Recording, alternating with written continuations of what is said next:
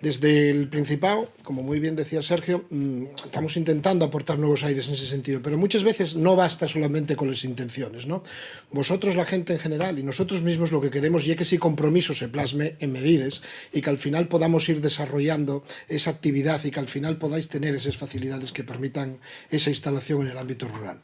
En ese ámbito, precisamente, en el año que viene vamos a ir negociando un nuevo PDR con respecto a las ayudas europeas e igualmente, en el ámbito nuestro concreto, en el ámbito forestal, vamos a desarrollar un nuevo plan forestal. Vamos a renovar el plan forestal que era del 2001 y tenemos que pensar y repensar entre todos los agentes un nuevo plan forestal que permita dar esa utilización a los montes, en este caso, que también es importante para generar actividad. Ahí es donde, en ese sentido, tenemos que llegar porque muchas veces en el mundo rural, en los últimos 40 años, fue dándose un paulatino abandono, no solamente ya físicamente del mundo rural, sino también de cómo se manejaba y cómo se trabajaba en el mundo rural. Y muchas veces, en el pasado, si no la respuesta, sí tenemos la orientación de que es lo que ahora mismo podríamos hacer también para generar esa actividad.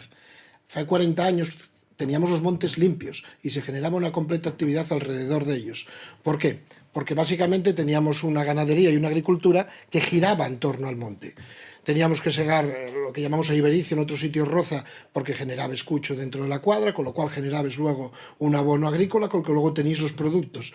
La leña aprovechábase toda, desde lo de los cortes de madera, lo que quedaba, a lo que luego podía producir el monte en ese entresaques, pues para la cocina o para cualquier otro tipo de actividad. Hasta las piñas tenían aquel valor añadido de utilizarles para encarnar la cocina, ¿no? Teníamos que encarnar la cocina con las piñas. Claro, toda esa dinámica fue desapareciendo y al final los montes son vistos como algo que tenemos simplemente ahí, pero que aparentemente no generen más actividad que la derivada de la corta de madera. Y eso no es así. Y ahí tenemos que intentar volver a recuperar un poco ese pasado y ser un poco pioneros en ese tipo de actividades.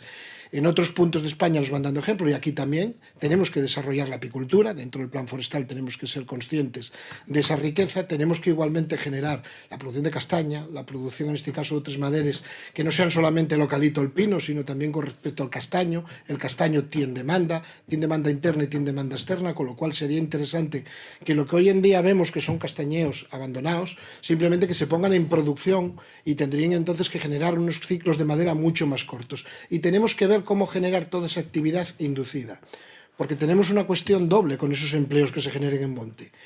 Y un empleo que, por un lado, queda radicado en el medio, con lo cual evitamos ese despoblamiento.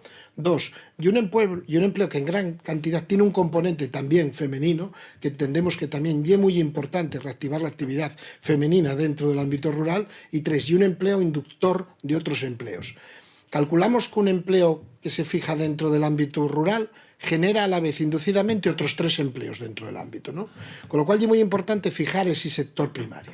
Y ahí es donde nosotros tenemos que, a través de esta normativa, generar esa actividad que permita y esa legislación que permita esa instalación y esas nuevas actividades. Y ahí es donde nosotros tenemos que ser un poco proactivos y también buscar que muchas veces la administración simplifique esos trámites, que no seamos una cortapisa a la hora de que se haya una instalación, sino todo lo contrario. Tenemos que incentivar porque la gente arriesga su calidad de vida, arriesga su dinero y también arriesga su trabajo. Y en ese sentido nosotros tenemos que ser proactivos y tener en cuenta esas cuestiones.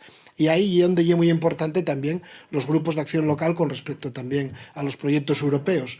Efectivamente, sois una comarca, en este caso, pionera, y donde también al final, dentro de los 5 villas, se desarrollen esas actividades y se cumplen casi siempre todas las convocatorias. Tenemos que buscar, en este caso, nosotros desde el Principado, más financiación europea y que también esa corresponsabilidad que al final vaya cada vez también dependiendo más de los grupos. Que sepamos en cada zona qué es lo que necesitamos, qué actividad queremos desarrollar y gestionar esa actividad, para que luego el Principado seamos el cauce. Porque otra de las cuestiones, y con eso ya voy a concluir, que creo que es sumamente importante, tenemos que empezar a pensar desde el mundo rural las políticas y el desarrollo que se vaya a hacer posteriormente en el mundo rural. Y uno de los retos de la consejería básicamente era ese, que pensiones que somos del medio, al final acabemos pensando y repensando qué políticas y qué actividades son las que queremos generar en ese medio. Y ahí es donde también iremos en este caso profundizando en políticas que acerquen a los grupos de acción local esa actividad económica que se pretenda desarrollar en cada zona y que de paso seáis vosotros en cada una de las comarcas de Asturias los que, viendo también vuestras realidades particulares, penséis y repenséis qué tipo de actividad se puede generar. Y ahí nos tendréis tanto a los ayuntamientos como en este caso el Principado para ayudaros en lo que sea posible y que veamos que esas buenas intenciones al final se puedan ir plasmando de verdad en un desarrollo que permita que dentro de unos años el campo asturiano vuelva a ser un elemento fundamental en el desarrollo del Principado. Por eso muchas gracias a vosotros y gracias a los ponentes. Y os dejo con Caja Rural.